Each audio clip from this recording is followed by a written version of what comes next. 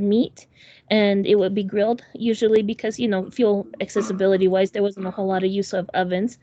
And there was also some really wonderful things that were happening with using it for soups. So you could use it to flavor a soup, and you would get a little bit more of like a lemony tang to your dish.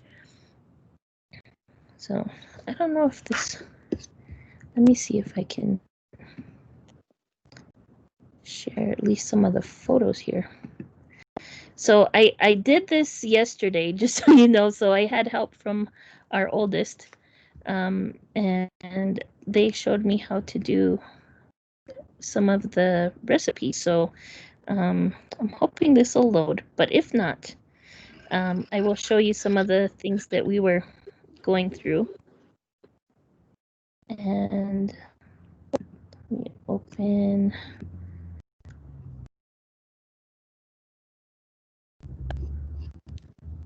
Share screen.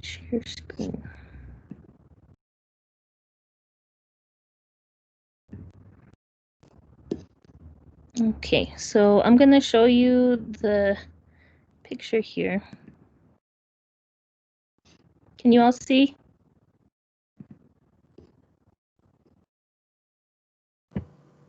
Yes. Is it coming? Yes. Yep. Awesome. Okay, so this soup was made yesterday, so that way you all could see it in the video, which I'm hoping will upload the way Sylvia was awesome enough to be able to show us. The Oh, no, it's not letting me do the one to the Gmail. So if you have any other suggestions, I would be happy to try it since we're sitting here. So these are venison meatballs, and they were cooked with blue corn dumplings. And there's corn in there from the field. And I had a couple little tiny squash. They're only about this big. Our plants didn't do as well this year just because of the rain and everything. The bugs kind of got moisture, but we did have several little tiny squash that were, probably about the size of my hand from top to bottom, and they were kind of slender. And that went into the soup that I prepared for you all, so you could see the process. If this thing doesn't load, I will get you the link once it does, and I will send it to Rose, and she can send it to you all so you can watch it. I did a little bit of the history and things like that, so and showed how to make the tea and all the things.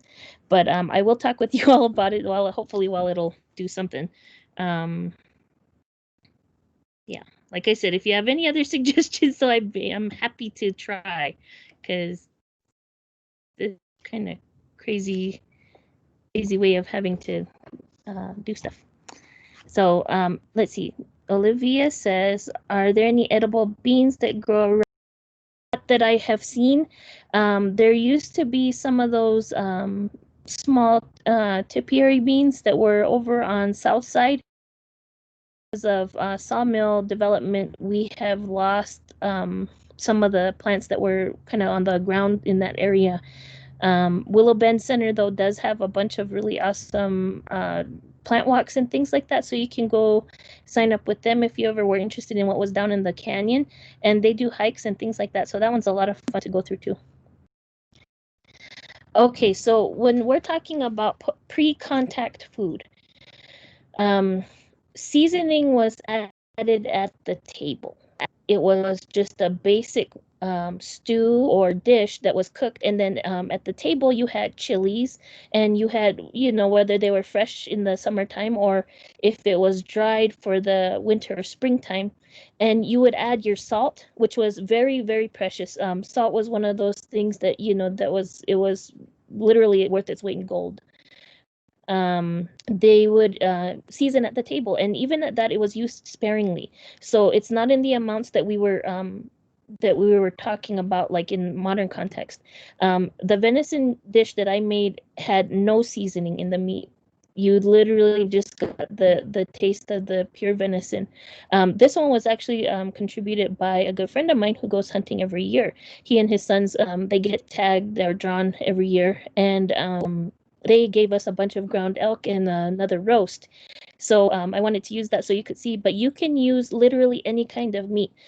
Traditional meats would have been wild game, venison, which includes deer and elk. Rabbit, ground rabbit is also meat, and ground turkey. Now, turkeys were domesticated. They were, you know, held in small little herds in Chaco Canyon and at Walnut Canyon. I'm not too sure about Wapaki. I haven't looked into that as much. But I do know if that was probably happening at Walnut Canyon, I wouldn't doubt that it was also happening at Wapaki. The turkeys were all around useful. The feathers were used for blankets and for warmth, as well as for tool making. And then you could make blankets and things out of it, and they were waterproof.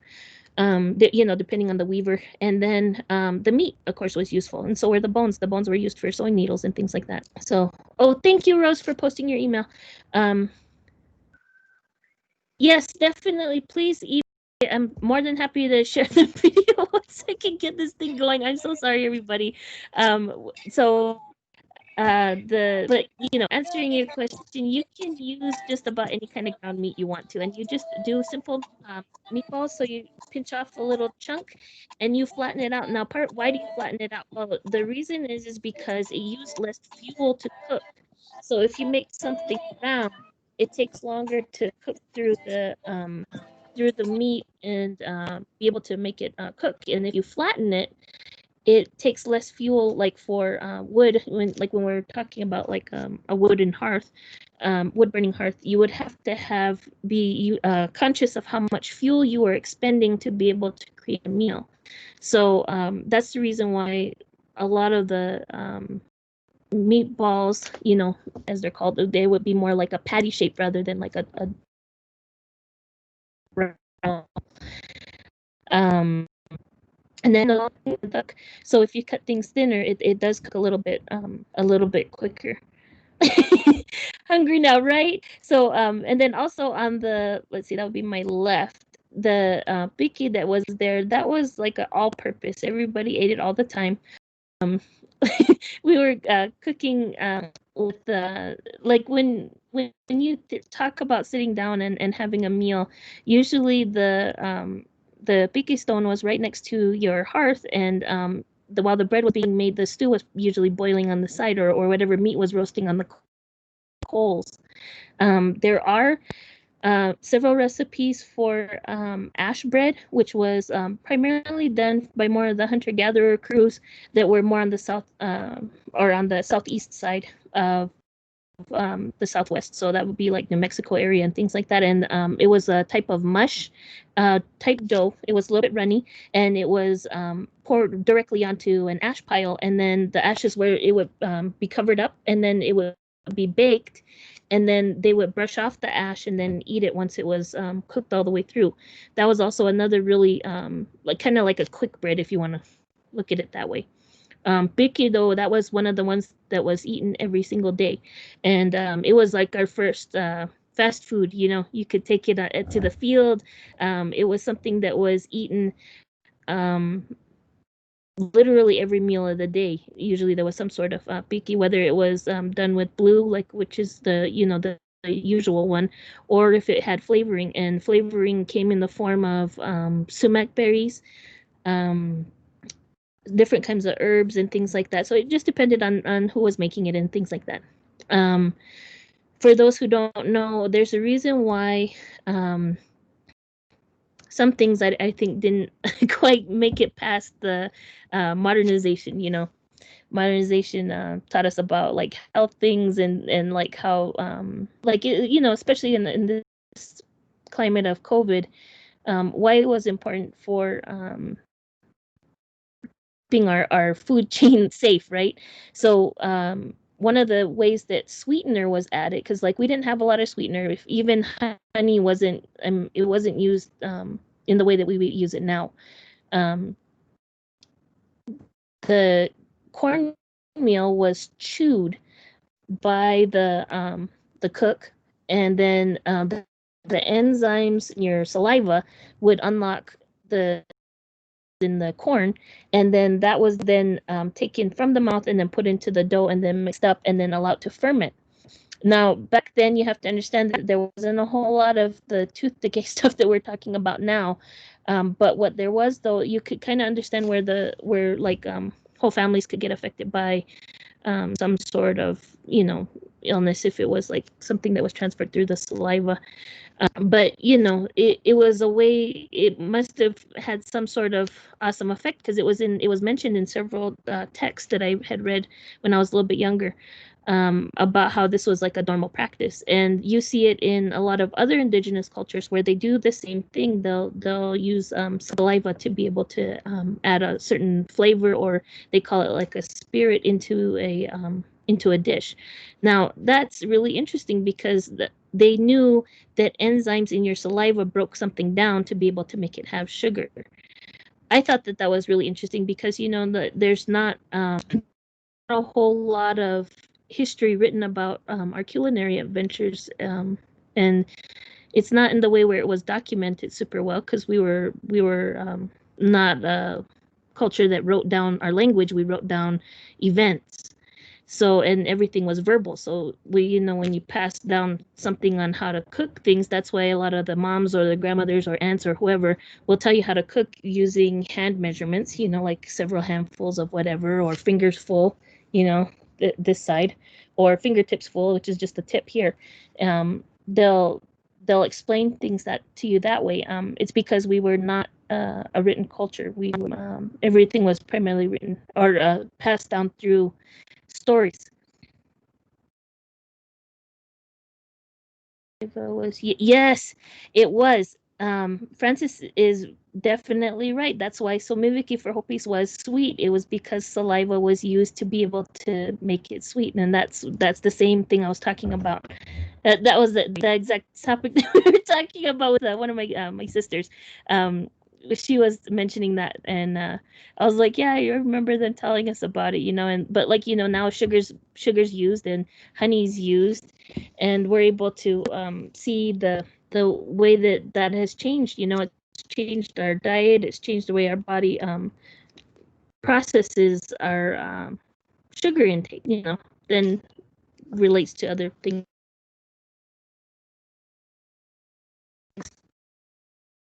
that happen to us.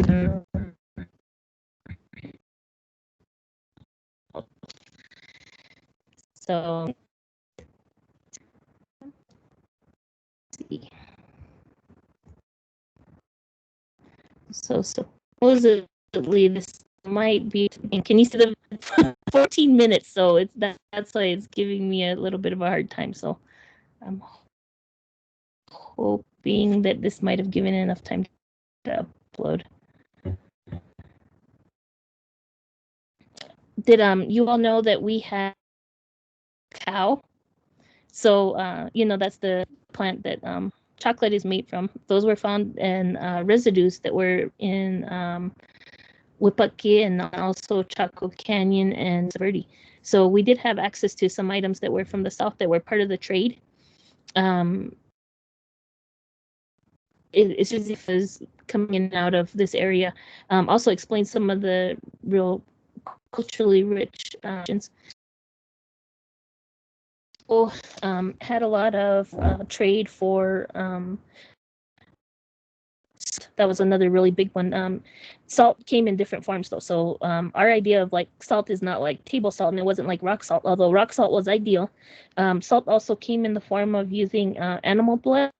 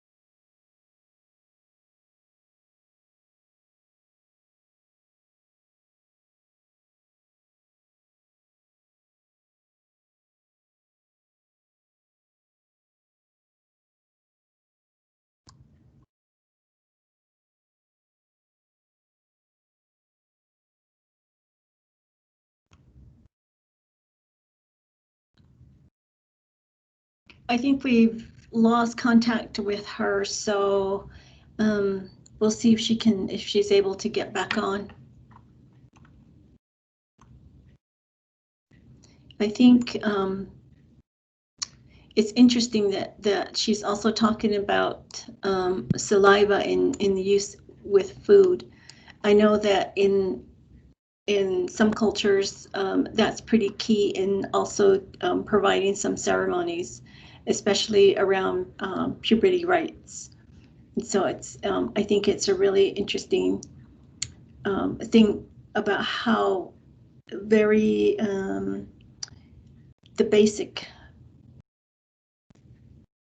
the basics of what we live with every day is vital to a lot of the things that that are important to us, and so I think that's pretty interesting, just to say.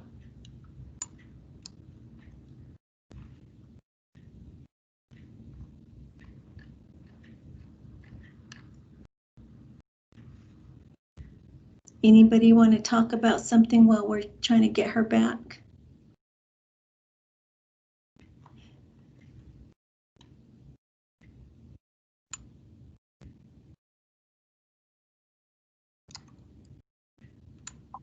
Does anybody else forage for wild onions?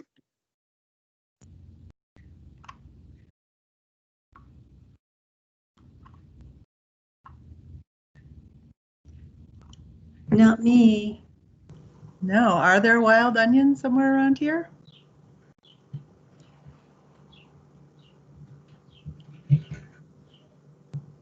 Vicki, I'm not sure around here. I know up north there are some spots and spaces where wild onion grows. I know that onion and garlic chives grow like crazy in my garden, so I don't have to go far. Mm-hmm.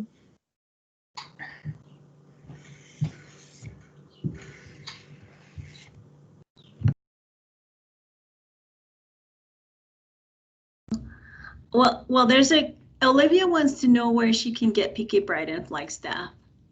So does anybody know where the stash is?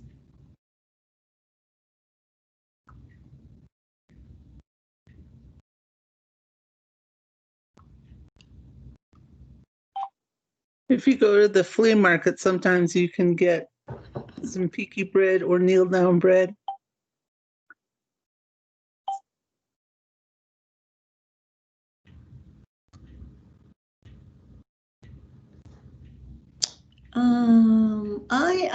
I know Winter Sun sells herbs and tinctures, but I wouldn't know if they sell peaky bread or kneel down bread.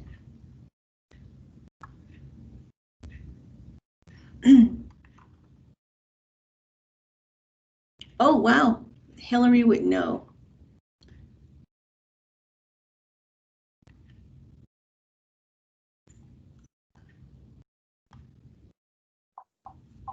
I was actually going to suggest that if someone is motivated and someone can organize it, it'd be great to have a class on making kneel down bread, especially for younger Navajo folks who don't know necessarily the process. I would totally appreciate that. Maybe you're the one, Vicki, who should organize it.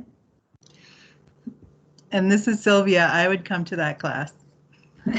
Yay, Sylvia.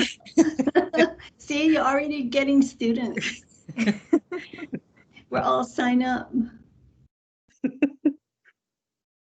That is so cool.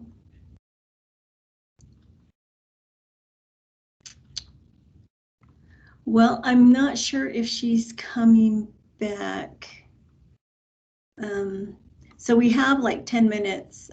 Again, I just can't express enough thank yous to all of you who have been with us all through the day. And all I can say is that I hope that you're blessed manyfold for giving of yourself and having time with us and to learn. I really do appreciate it, and I really do feel like we really had some time to really share and really begin to know our other community members that are not always in our circles. And please feel free to reach out to us, to each other, and just keep in touch. I'm going to see if I can find a way soon, because there's so much that I have to do, but I need to send out evaluations, and I'm just asking for everyone to return them when I get them out to you. So again, thank you for everything, and I hope that you rest well today, tonight, and that you all be safe with your family members as well. And until safer times, we'll all embrace each other. So for your time, thank you, and be blessed as you go about your day and your week. Aisha, thank you. You're welcome. Thank you. This is Vicki Anderson, and we're trying to, with Meg, get started a Killarney, it's called KIC, but it's Killarney Indigenous cooking class. And we're looking also to anyone that has a specialty, if you're better on peaky bread, if you're better on kneel down bread or whatever. We're trying to do this whole Zoom thing too, which is totally different.